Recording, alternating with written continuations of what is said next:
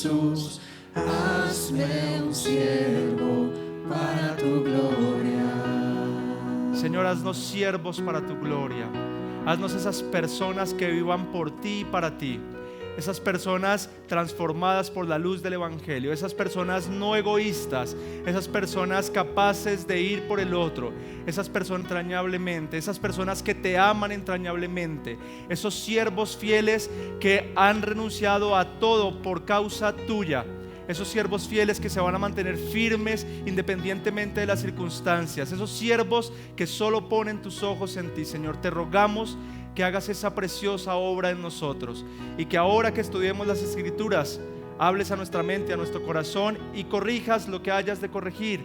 Haz lo que has de hacer para hacernos cada vez más esos siervos que viven para tu gloria. Te lo pedimos en el nombre de Jesús. Amén y amén.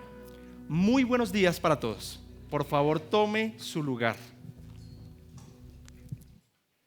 Empezamos una nueva serie hace 8 días y el primer tema que tocamos fue Conéctate con Dios. Recuerda que hablamos un poquito acerca de lo que ocurrió a Pablo rumbo a Damasco. Pablo, yendo a Damasco, tuvo un encuentro con Cristo, con el Cristo resucitado. Y lo asombroso de ese encuentro es que la vida de Pablo cambió del cielo a la tierra. Hubo un cambio radical en el estilo de vida de Pablo. Recuerda que vimos eso un poquito, ¿cierto? Y si nos ponemos a revisar el encuentro que algunos personajes del Nuevo Testamento tuvieron con Cristo, vamos a evidenciar que casi siempre ocurría lo mismo. Cuando tenían ese encuentro con Jesús, dice la Biblia que dejaban todo por ir tras Cristo. Y aunque el proceso o el progreso, sí, proceso y progreso, no fue tan rápido para todos, no todos cambiaron su vida radicalmente, sí hubo como esa intención constante de estar cambiando en pos de Cristo, y todos trabajaban como con esa meta de alcanzar el mismo comportamiento del Señor. Y déjeme preguntarle algo inicialmente. Usted ya tuvo ese encuentro personal con el Señor, ¿cierto? Usted ya se encontró con Cristo, usted ya vio su grandeza, vio su luz admirable, vio su amor, vio su misericordia. Y a partir de ese momento, ¿usted ha podido cambiar? ¿Usted siente, percibe que es una persona diferente ahora que camina con Cristo en comparación a antes que caminaba sin Él? Yo creo que sí, ¿cierto? Los que estamos caminando con Cristo percibimos eso y nos esforzamos todos los días por ser cada vez más a la imagen de nuestro Señor.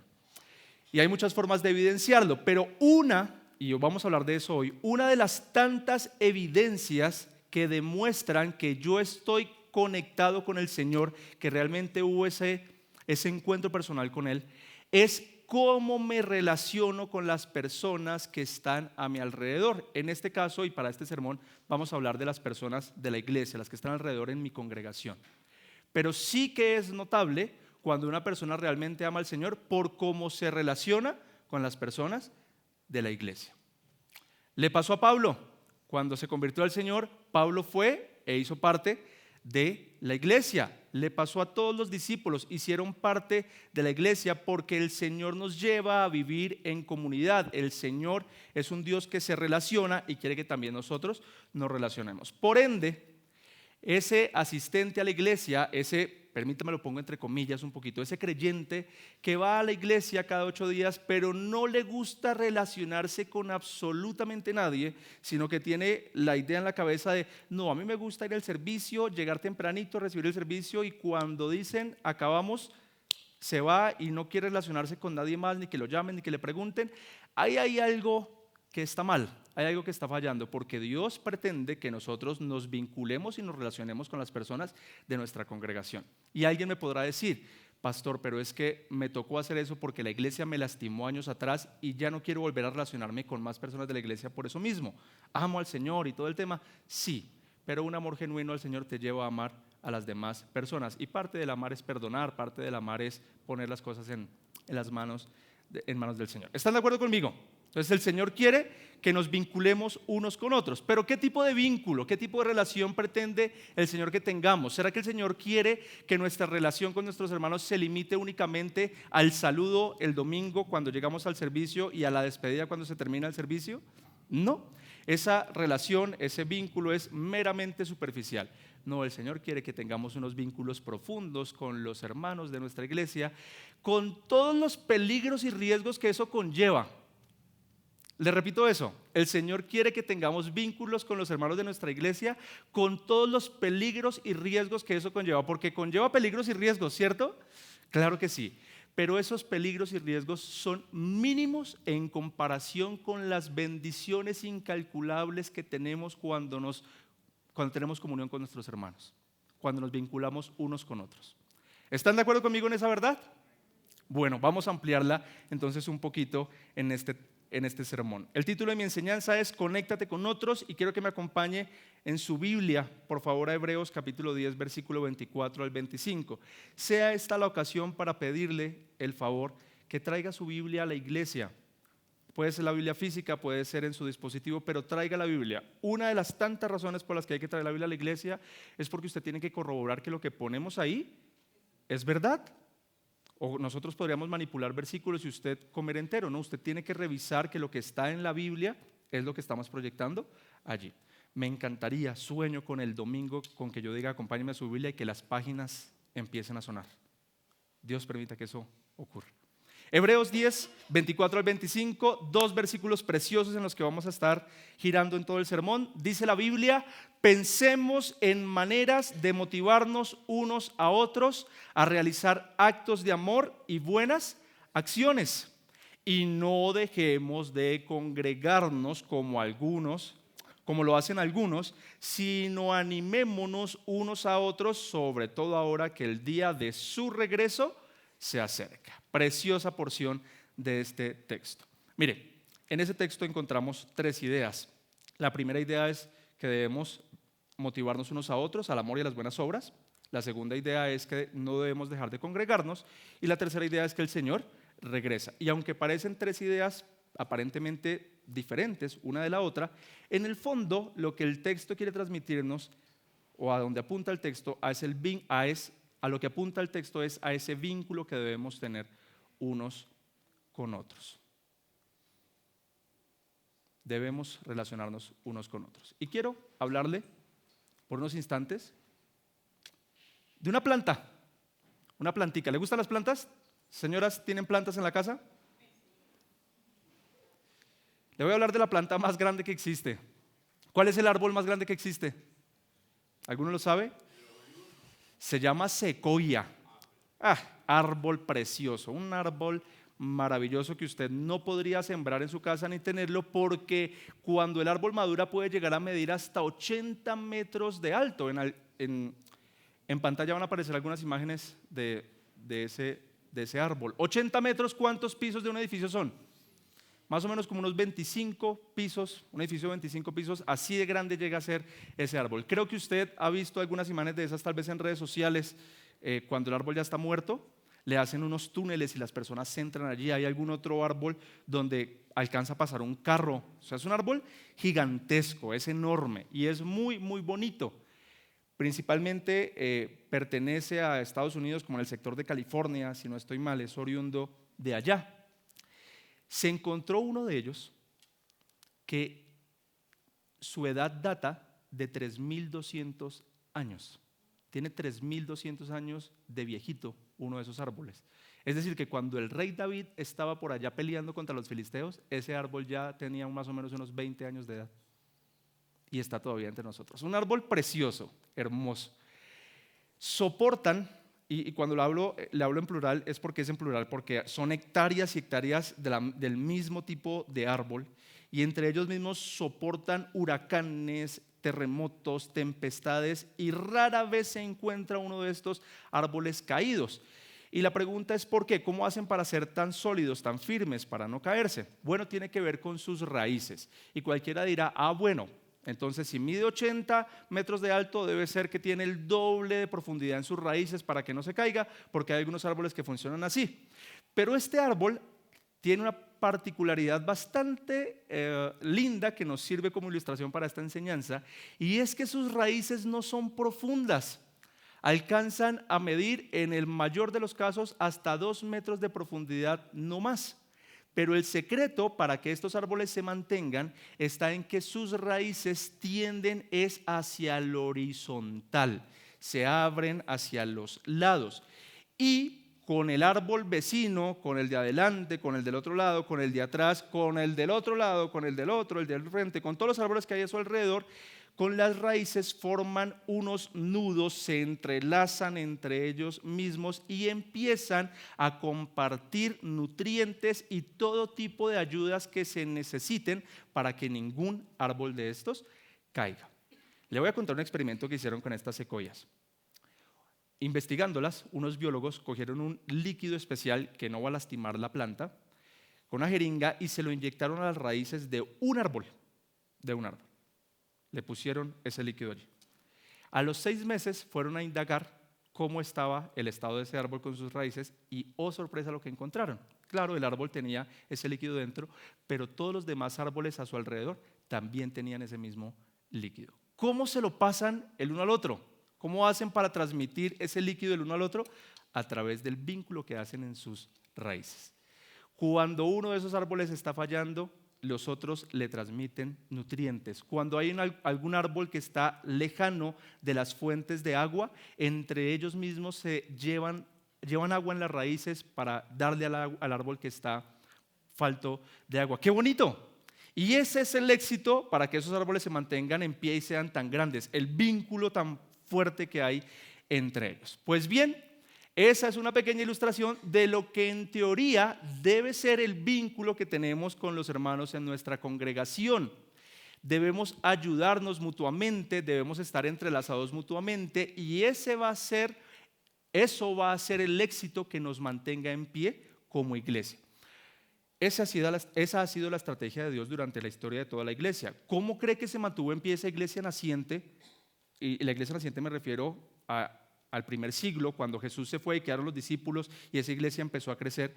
¿Qué fue lo que los mantuvo en pie en medio de tantas adversidades, persecución, hambre, desprecio, todo el tema? ¿Qué los mantuvo en pie? El vínculo, el amor que se tenían unos a otros, la familiaridad. Y lo que ha mantenido la iglesia en pie durante tanto tiempo ha sido ese vínculo, ese amor entre unos y otros. ¿Está de acuerdo conmigo? Bueno, pero vamos a hablar un poquito entonces de cuáles son las características de esos vínculos que debemos tener los unos a los otros, porque aquí hay amistades, ¿cierto? Aquí hay familias que se aman, aquí hay amigos entre hogares completos. Pero ¿qué características, qué cualidades debe tener ese vínculo para que ese amor sea como debe de ser y nos mantengamos firmes como iglesia? De eso quiero hablarle por unos instantes. Primer punto, si desea escribirlo allí en su material. Seamos intencionales en relacionarnos con nuestros hermanos. Seamos intencionales en relacionarnos con nuestros hermanos. Dice la Biblia en Hebreos 10, en el versículo 24, iniciando, pensemos en maneras de motivarnos unos a otros. ¿Cuál es la primera orden que encontramos allí? Pensemos. Pensar, eso habla de ser intencionales, de hacer algo al respecto. Oiga, permítame decirle algo de una vez aferente a este término de pensar. Hacemos muchas cosas en piloto automático, ¿no se ha dado cuenta? Como que todo el día en nuestra cotidianidad andamos en piloto automático, comemos en piloto automático, nos bañamos en piloto automático, manejamos en piloto automático, nos subimos a ese carro y ni nos dimos cuenta cómo llegamos de un lugar a otro, simplemente llegamos porque nuestra mente todo el tiempo está como afanada pensando en miles de cosas y como que hacemos muchas cosas en piloto automático. Y hay pocas cosas en las que realmente nos dedicamos a pensar en lo que estamos haciendo. Pensar, ¿qué implica? Ser intencionales, enfocarnos en lo que estamos haciendo. Y sí, hay cosas en las que pensamos en nuestro día a día, pero son más bien pocas porque las demás andan en piloto automático. Y aquí el autor de la carta de Hebreos nos está dando la instrucción de que debemos pensar el ser intencionales en la manera en que nos vamos a relacionar con las personas de nuestra comunidad. Es decir, que cuando vengamos a la iglesia, a esta reunión, no debemos estar en piloto automático como quien viene a una reunión y no más, sino que debemos estar constantemente buscando la forma de relacionarnos con las personas que están a nuestro alrededor. Pensemos, busquemos la forma de relacionarnos. Las amistades se dan de forma orgánica a medida que pasa el tiempo, pero aquí la Biblia no está diciendo espera a que se hagan amigos o espera a que la relación o el vínculo se dé de forma natural, sino que piensa en la manera de motivarte para acercarte a la otra, piensa la manera para acercarte a la otra persona. Pocos hacemos eso, ¿cierto? Pocos hacemos eso. No buscamos el relacionarnos unos con otros. Nos limitamos únicamente al saludo y ya, ¿cierto? Sin embargo, también es cierto que se van generando vínculos dentro de las comunidades cristianas. Pero permítame preguntarle, esas amistades que se forman dentro de las iglesias, normalmente, ¿para qué son? ¿Para dónde van esas amistades? Dos familias, un par de esposos se vuelven amigos dentro de la iglesia. Qué bonito que así ocurra. Pero normalmente, ¿cuál es el tipo de planes que empiezan a hacer entre ellos? Todo gira en torno a la diversión. Entonces, salgamos a ver una película en cine, nos vemos para ir a comer, nos vemos en la casa para jugar juegos de mesa, para charlar, para hablar un poquito. Y eso está bien. Sí, es bueno tener ese tipo de amistades, ese tipo de vínculos dentro de la iglesia. Pero la Biblia aquí nos está diciendo que la razón por la que debemos vincularnos unos a otros, o el objetivo de esas amistades que formemos con los hermanos de nuestra iglesia, es para realizar actos de amor, dice el versículo 24, y para motivarnos a hacer buenas obras. Es decir, que el propósito de las amistades que hagamos dentro de la iglesia debe ser para que andemos en amor y en buenas obras, no solo para diversión. Las amistades en la iglesia, los vínculos que hagamos dentro de la congregación, es también para que crezcamos juntamente, para que crezcamos mutuamente conforme a la imagen de Cristo. Y creo que usted me entiende para dónde voy. Porque si usted revisa las amistades que usted tiene aún dentro de esta congregación, dígame si en algún momento esa amistad le ha dicho como, hey, cuidado que no estás haciendo lo correcto. Cuidado que estás andando por mal camino. Si es así, qué bueno, porque para eso son las amistades en la iglesia. Pero si sus amistades son solo para diversión y nunca hay una invitación a hacer las cosas correctas delante del Señor, a corregir, déjeme decirle que esa amistad no tiene ningún propósito ni nada bueno delante del Señor. Revise por unos instantes cómo es la amistad que usted tiene con algunas personas en la iglesia. ¿Qué pasa con esos amigos? ¿Qué es lo que está haciendo con ese tipo de amistades? Dice el texto de Hebreos 10:24 que pensemos en maneras de motivarnos unos a otros a realizar actos de amor. ¿Qué significa eso? Bueno, vamos a leer 1 Corintios capítulo 13, versículo 1 al 3, para entender qué significa eso de actos de amor. Dice Pablo, refiriéndose al mismo, que si él pudiera hablar todos los idiomas del mundo y de los ángeles, pero no amara a los demás, él simplemente sería un metal ruidoso o un címbalo que resuena. Si tuviera el don de profecía, dice Pablo, y entendiera todos los planes secretos de Dios y contara con todo el conocimiento, y si tuviese una fe que me hiciera capaz de mover montañas, pero no amar a otros, yo no sería nada. Es decir, que de todo lo que a veces andamos persiguiendo en la iglesia, lo más importante es ¿qué? El amor. El amor es lo más valioso que nosotros tenemos. El amor es lo que nos debe caracterizar a nosotros. Y a veces andamos persiguiendo un poco de cosas en la iglesia, ¿cierto? Como dice Pablo, dones, talentos, lugares de privilegio, todo el asunto. Pero si la raíz de eso o si el fundamento de eso no es el amor de unos a otros, eso no sirve de absolutamente nada. Si eres un excelente músico que se para aquí a guiarnos en la alabanza, pero no tienes amor, eso no sirve de absolutamente nada. Si yo soy un excelente orador, pero no tengo amor, eso no sirve de absolutamente nada. Todo tiene que ir acompañado con la esencia del amor, y ya le voy a describir qué es el amor. Oiga, Jesús está con sus discípulos saliendo de la última cena y les dice: un nuevo mandamiento les doy. ¿Lo recuerda? ¿Cuál mandamiento? Que se amen unos a otros como yo los he amado. ¿A qué tipo de amor se refiere Jesús ahí? Él no había muerto en la cruz todavía. No había ido a morir para mostrarnos ese gran amor que ya entendemos.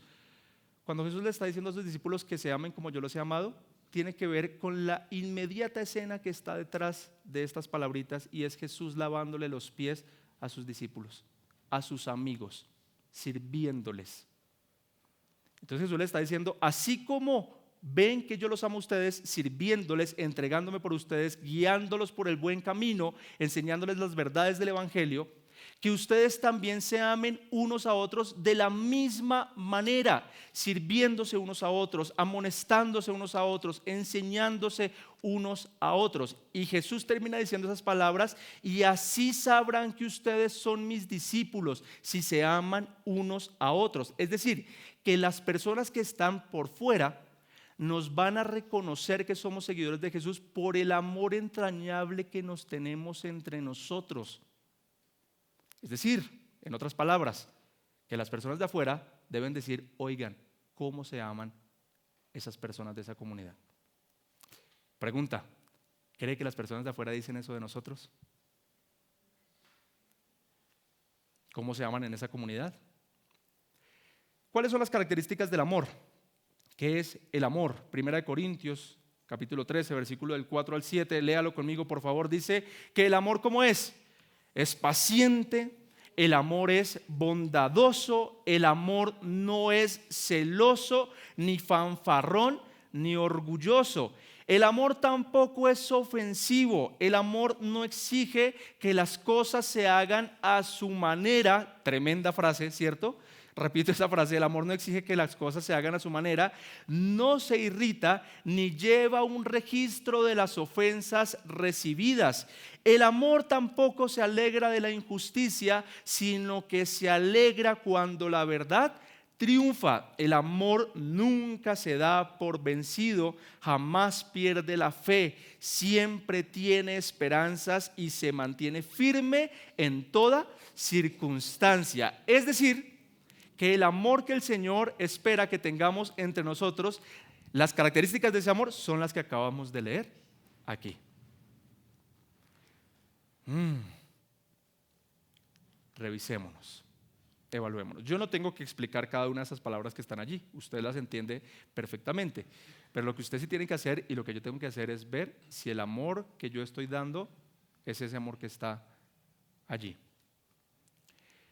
Mire, otra cosa para lo que sirven las amistades en la iglesia, los vínculos cercanos en la iglesia, es para examinarnos la vida del uno al otro. Cuando yo me vinculo, cuando yo me acerco a una persona, a una familia de la iglesia, puedo ver cómo se relaciona esa persona con las otras personas que tiene a su alrededor. Y la Biblia dice que entre nosotros mismos debemos amonestarnos. ¿Qué es amonestarse mutuamente? Llamarse la atención. Entonces, por ejemplo, una amistad bíblica dentro de la iglesia es esa amistad que se acerca al amigo y le dice: oye, creo que no estás amando bien a tus padres. Creo que estás siendo irritable con tus papás. Creo que estás siendo ofensivo con ellos. Una de esas amistades bíblicas es ese esposo que se acerca al otro esposo y le dice: mi hermano, creo que no está amando a su esposa como debe amarla. Tenga cuidado con eso. ¿Y nos gusta que nos digan esas cosas? Ay, claro que no. Claro que no, porque eso que nos pisa el orgullo, nos pisa el callo del orgullo. Pero para eso son las amistades en la iglesia, para amonestarnos los unos a los otros, para que permitamos que otras personas que aman al Señor miren dentro de nuestras vidas y corrijan, nos ayuden a corregir lo que hemos de corregir, porque muchas veces no nos damos cuenta o no nos queremos dar cuenta. Y para eso son los amigos en la iglesia, para ayudarnos a crecer en pos del Señor. Amén. Esas son amistades verdaderas, esas son amistades que valen la pena. Ese es el vínculo del que el Señor quiere, el vínculo que el Señor quiere que nosotros tengamos entre nosotros, que crezcamos juntos en pos del Señor. Y le repito la misma idea inicial: Si su amistad en la iglesia solo se basa en diversión, en pasar tiempo agradable, pues se está perdiendo lo más rico, que es crecer a la imagen de Cristo. Es crecer a la imagen de Cristo. En la Biblia hay 59 instrucciones de lo que debemos hacer los unos a los otros. Sírvanse unos a otros, ámense unos a otros, perdónense los unos a los otros. Y una de las tantas esas ya se la dije, y es: amonéstense unos a otros. ¿Usted ve el pecado de su hermano en la iglesia? ¿Lo ve? Háblele. Para eso son amigos, para eso se aman, para eso son familia, para eso son familia. Un día Jesús estaba en una reunión dentro de una casa, y la mamá biológica de Jesús, María, y los hermanos biológicos de Jesús estaban por fuera de la casa y estaban algo angustiados porque Jesús llevaba como mucho tiempo predicando y dele como que no paraba. Y entonces lo estaban buscando, pero no podían entrar porque la multitud era bastante grande. Y le dijeron: Jesús, afuera te busca tu familia, para resumir. Y Jesús dijo: ¿quién es mi madre y quiénes son mis hermanos? Mi madre y mis hermanos son aquellos que hacen la voluntad de Dios. Estas personas que están a tu alrededor, que se supone que están andando conforme a la voluntad de Dios, persiguiendo la voluntad de Dios, son tu familia. Son tu familia. Pero es que pareciera una metáfora. O sea, pareciera como una palabrita que no, o sea, como muy bonita. Ay, somos familia, pero en serio somos familia. Hay una palabrita que utilizamos como una muletilla dentro de la iglesia cuando no nos sabemos el nombre de un hermano. ¿Cómo? De un hermano, de una persona. ¿Cuál es esa palabra? Hermano y hermana. Cuando no sabemos el nombre de alguien es: hermano, Dios le bendiga; hermana, Dios le bendiga. Y es simplemente como una muletilla más, una excusa por no sabernos el nombre de la otra persona. Pero esa palabra, hermano, hermana, esa palabra es real. Tenemos que ser suficientemente conscientes de que las personas que han creído en Jesús son nuestros hermanos, y con ellos, por ahí me enviaron un meme esta semana, con ellos vamos a pasar la eternidad. Con ellos vamos a estar allá todo el tiempo. Son familiares nuestros, hijos del mismo Padre, hermanos nuestros.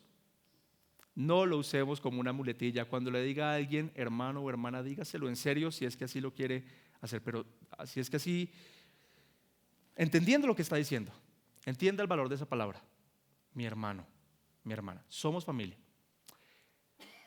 Una de las cualidades de nuestras amistades dentro de la iglesia es que debemos llevarnos al amor, a revisar si estamos viviendo conforme a ese pasaje de 1 Corintios 13. ¿Está bien? Entonces, si su amigo o su amiga de la iglesia lo lleva a esto, qué linda esa amistad.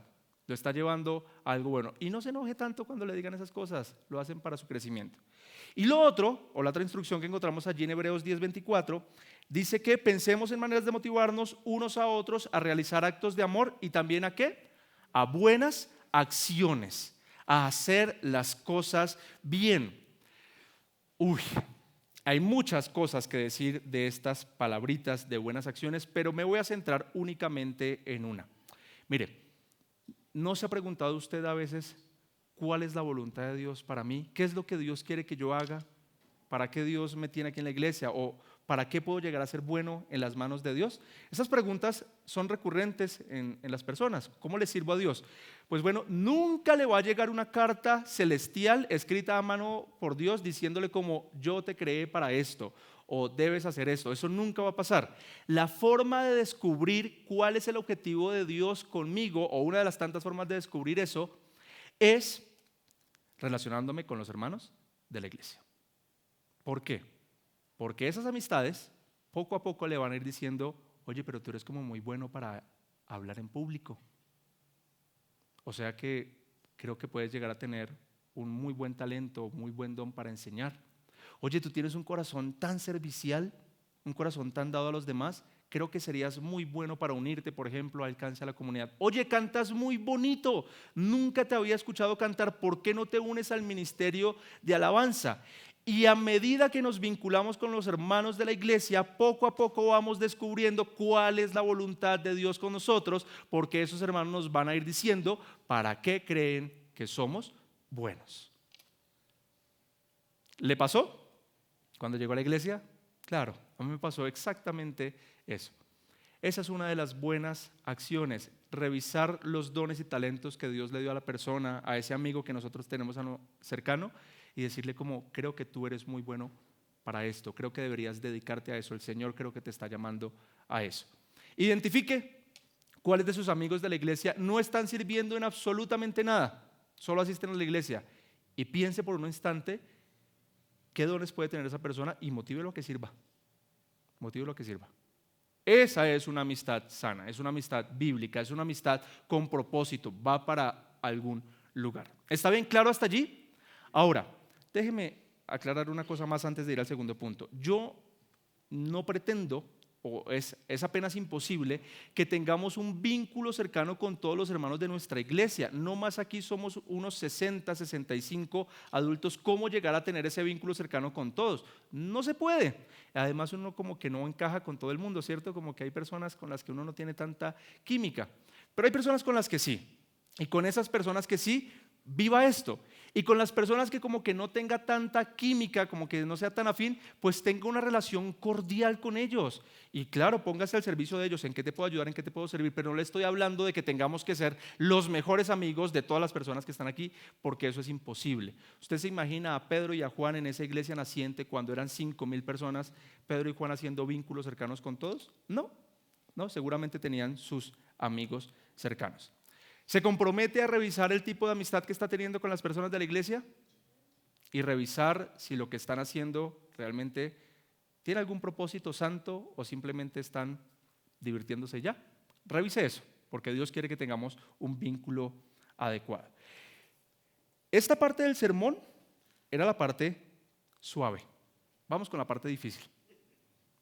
El segundo punto, por favor escribe allí, es la segunda idea que nos transmite este texto, es: seamos intencionales en congregarnos.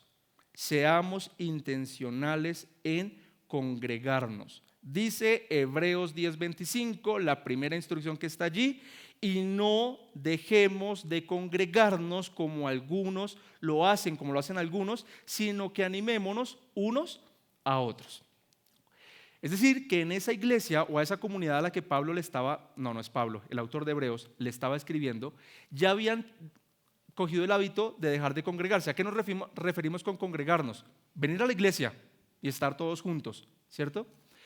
¿Y cuáles eran las razones por las que las personas de la carta a los Hebreos habían dejado de congregarse? Bueno, permítame le cuento cuáles son esas razones. Esa comunidad hebrea, esa comunidad judía de aquel entonces estaba siendo perseguida por su fe, por el simple hecho de ser creyentes, de ser cristianos, por el simple hecho de relacionarse con otros cristianos, los estaban denunciando ante el Estado y algunos de ellos tenían que pagar cárceles, torturas, algunos de ellos los estaban matando. Y esas eran las razones principales por las que dejaban de congregarse. Oigan, hubo un emperador que cogía a los cristianos de antorchas humanas. Es decir, era Nerón, había una entrada larga para su palacio y a él le gustaba ver antorchas ahí encendidas, bonitas, y lo hacía con cristianos. Cogía cristianos para prenderles fuego y que eso fuera lo que alimentara las llamas de allí. Entonces usted imagínese papá con su esposa, con sus hijos, bajo esa presión, bajo esa circunstancia de que los están persiguiendo, bajo ese riesgo. Como que el instinto natural de uno es como: yo amo al Señor, pero yo no vuelvo por allá. Tengo que proteger a mi familia, tengo que proteger a ellos, a los míos, ¿cierto?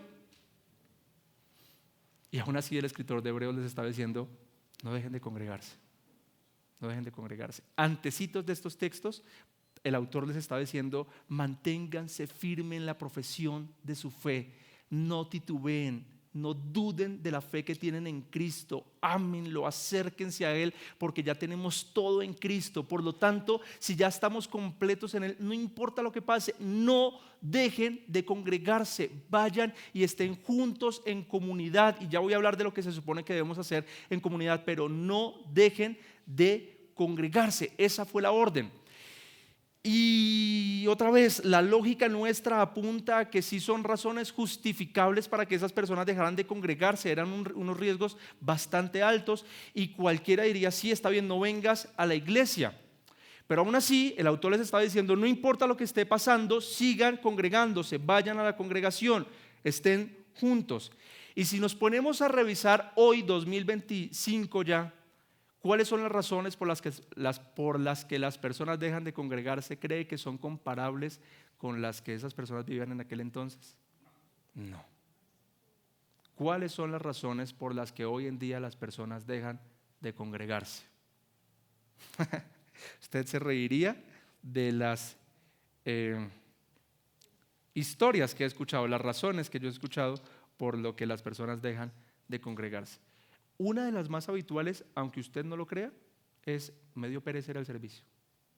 No, es que yo madrugo todos los días y levantarme el domingo también para ir a la iglesia. No, hoy decidimos quedarnos aquí en casita y descansar. ¿Justificable o no? Ok. Pastor, me dijo alguna vez un hombre, compré un lote, compré una finca, todo feliz, un lotecito y vamos a meter ganado y vamos a plantar. Yo le dije, hermano, qué bueno. Y dejó de venir los domingos porque el domingo era día de ir al lote a plantar las planticas, a meterla cerca, a estar con los animalitos, y dejó de congregarse. Otra persona alguna vez me dijo, pastor, estoy muy emocionado porque me compré una bicicleta y voy a empezar a cuidar mi salud y a hacer ejercicio todos los días. Excelente, hermano, qué bueno. Y de paso, pastor, tengo que decirle que el domingo no voy a volver porque me hice a una comunidad de ciclistas y salimos los domingos por la mañana a montar cicla, entonces no voy a regresar a la iglesia. Esas son algunas razones muy superficiales por las que las personas dejan de congregarse, no vienen a la iglesia. Creo que hay unas razones un poco más de peso. Salí lastimado de la iglesia, hay ciertos problemas allí, hay ciertas cosas que me incomodan de la iglesia. Claro que sí, pero no tienen punto de comparación estas cosas con lo que vivían estos hermanos de la carta a los hebreos, y aún la orden para ellos y para nosotros es no dejen de congregarse. Sin embargo, sí hay algunas razones por las que yo le invitaría a dejar de congregarse en alguna iglesia o en alguna congregación determinada. Por ejemplo, el momento en el que desde este púlpito empiecen a predicar sobre sueños, profecías o palabras inventadas por hombres y saquen la escritura de las enseñanzas, de los sermones del domingo, huya por su vida. Váyase. Y me lleva a mí también. Me lleva a mí también porque yo no me quiero quedar en una iglesia donde hagan eso. En el momento en donde empiecen a utilizar el dinero como para vender la salvación, es que si tú ofrendas eres más salvo, o huya de esos lugares. Huya de esos lugares, porque ahí lo único que hay son engañadores que están jugando con su fe. Esas sí son razones por las que uno debería alejarse de la iglesia y buscar otro tipo de congregación. Pero hermanos, la mayoría de veces son razones tan superficiales por las que la gente deja de congregarse. Y en el fondo, ¿sabe qué es lo que pasa con este tipo de reunión, con la congregación? En el fondo no entienden estas personas que ponen un montón de excusas, válidas o inválidas, superficiales o profundas. En el fondo no entienden el valor que tiene el hecho de que aquí estemos juntos buscando del Señor. Mire, desde nuestra perspectiva parece que nosotros fuéramos los que dijéramos, hoy voy a ir a la iglesia con mi familia. Pero hay una razón más de fondo, hay una verdad más de fondo, y es que Dios nos convoca a esta asamblea, a esta reunión, para que le cantemos y para que escuchemos su santa palabra. Gracias. Esta reunión es convocada por Dios mismo. No es algo que nosotros nos inventemos, no es algo que nosotros digamos como, ay, hagamos una reunión de estas a ver qué pasa. No, es una instrucción de Dios. Reúnanse y prometo, eso es una idea un poco extraña, pero prometo estar entre ustedes y con ustedes. Algunos ven esta reunión igual que como una reunión de padres en el colegio. E incluso la reunión de padres la ven un poco más importante porque a esa no llegan tarde. Algunos ven a esta reunión como una reunión de asamblea en el conjunto cuando llaman a todos los propietarios. No, esta reunión es diferente. Esta reunión tiene implicaciones espirituales fuertes. Lo que hacemos aquí realmente es significativo. Lo que hacemos aquí es una instrucción bíblica. Nosotros no nos inventamos el formato de canciones y enseñanza. Eso está en la Escritura. Dios nos dio la orden de que nos congreguemos y hagamos este tipo de cosas. Y yo necesito, perdón un momento, por favor.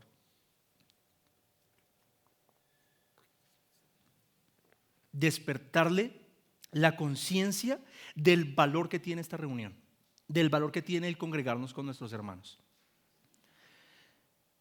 Y le digo que algunos no lo entienden y le repito la idea, porque llegan tarde, por ejemplo, a esta reunión. Es una cita con el Señor y llegan tarde. La actitud que tienen antes y durante la reunión, no les importa.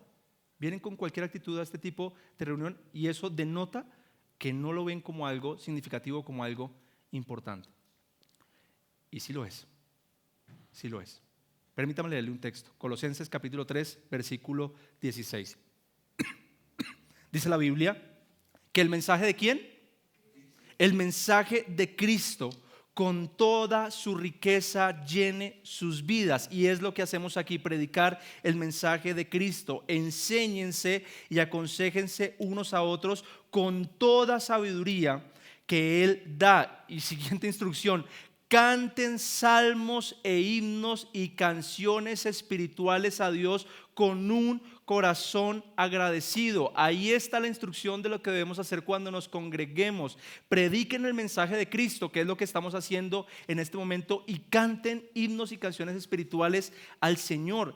Es algo que Él nos pide que nosotros hagamos. Y permítame hacer una evaluación local de nuestra congregación con el tema, por ejemplo, de la alabanza. Aquí está la instrucción que debemos cantar, ¿cierto? Pero algunos ni siquiera llegan al tiempo de música, al tiempo de alabanza. Algunos se están perdiendo esa instrucción bíblica de cantar juntos como hermanos. Otra exhortación al tema, lo que le decía iniciando en la oración inicial. Algunos ¿para qué cree que ponemos la letra de las canciones allá arriba? Para que usted la lea, sí, pero para que entienda también lo que está cantando. Porque a veces también cantamos en piloto automático.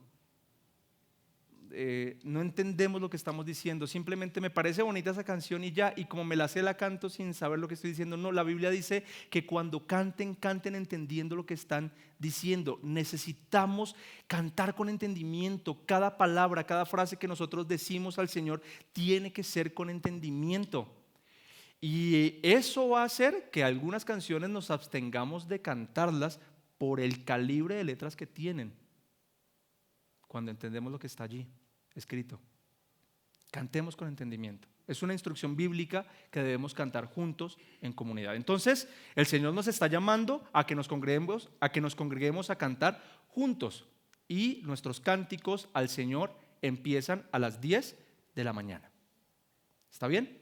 No pierda de vista esa instrucción bíblica. Y también dice que prediquemos el mensaje de Cristo, y va bailada con la idea que le transmití hace unos instantes. Este púlpito no es para predicar lo que yo pienso, lo que yo creo, lo que yo imagino, mis sueños, lo que soñé, mis profecías. No, este púlpito es para predicar el mensaje de Cristo, para predicar la palabra del Señor. Tome en serio lo que estamos haciendo aquí. ¿Está bien? No dejemos de congregarnos, como algunos tienen por costumbre, sino que veamos el valor que tiene este tipo de reunión.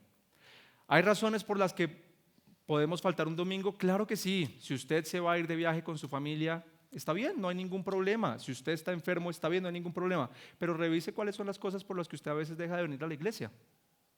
Y se va a dar cuenta que hay algunas muy superficiales y usted está negociando el valor vital que tiene el congregarnos con cosas meramente superficiales. ¿Comprendido hasta allí? ¿El valor de congregarnos? Está bien. Tercera idea, y ya termino con este sermón. Seamos conscientes de que el Señor no tarda. Seamos conscientes de que el Señor no tarda. Dice Hebreos 10:25, y no dejemos de congregarnos como lo hacen algunos, sino animémonos unos a otros, sobre todo ahora que el día de su regreso se acerca. ¿Quién se acerca? El Señor viene y viene pronto, más pronto de lo que estos personajes de Hebreos estaban esperando. El Señor viene y el Señor viene pronto, ¿cierto? Y pregunta, ¿qué quiere encontrar Jesús cuando regrese? ¿Qué quiere encontrar el Señor cuando regrese? ¿Será que quiere encontrar una reunión tensa de 1 hora donde vienen algunas personas, se sientan y se van? No, ¿sabe qué quiere encontrar Jesús? Ese vínculo, ese amor de unos a otros. Juan capítulo 17, versículo 20 al 21, dice Jesús, y es una oración que Él hizo por nosotros. No te pido solo por estos discípulos, Jesús está orando allí, sino también por todos los que creerán en mí por el mensaje de ellos. Esos somos nosotros, ¿cierto? Nosotros creímos en ese mensaje por el mensaje de ellos. Jesús aquí está orando por nosotros. Y te pido que todos sean, ¿cuántos? Seamos uno, así como tú y yo somos uno. Es decir, como tú estás en mí, Padre, y yo estoy en ti, y que ellos estén en nosotros para que el mundo crea que tú me enviaste. Cuando Jesús venga por su iglesia, Él quiere encontrar unidad. Ese vínculo precioso, ese amor que debemos tener los unos a los otros. Esas amistades con propósito. Y Jesús puede venir en cualquier momento. Y si viniera ya, ¿qué encontraría en nosotros? ¿Cómo nos estamos relacionando con nuestros hermanos? ¿Qué tipo de vínculos tenemos con ellos? ¿Cuál es la realidad de nuestra iglesia hoy? Hablando de nuestra iglesia local, Familia Cristiana aquí en Chía. Bueno, déjeme hacerle una lectura rápida de lo que yo veo. Yo veo personas que aman al Señor, que tienen ese interés de buscarlo, de hacer su voluntad. Veo familias que están haciendo vínculos entre ellas y eso me parece sano, pero a veces presiento lo que le decía al principio, que nuestras amistades únicamente se están basando en la diversión y en pasar tiempos alegres, pero poco estamos ayudándonos a crecer mutuamente. Y creo que esa es una lectura que puedo hacer de la congregación que yo pastoreo, y de ahí la razón de este mensaje. Revisemos que nuestras amistades realmente tengan un propósito santo de ayudarnos a crecer mutuamente, y que cuando Jesús venga por Familia Cristiana Chía, por su iglesia que está aquí, encuentre unidad en nosotros, amor en nosotros. Amén. Una cosa más para cerrar. Jesús viene por su iglesia, por aquellos que le aman, y eso incluye a muchas denominaciones de iglesias. ¿A qué voy con esto?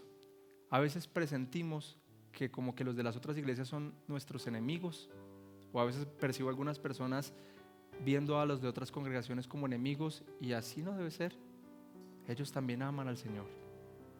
La iglesia carismática, aunque no estamos de acuerdo con muchas de las prácticas que ellos hacen, pero hay gente que ama al Señor y son nuestros hermanos. Y no quiero empezar a dar detalles de algunas denominaciones, pero entiéndame a lo que voy, ¿sí? No vea a las personas como sus enemigos, ámelos, ámelos. Bien, nos ponemos en pie y oramos al Señor para que nos ayude a fortalecer esos vínculos con los otros.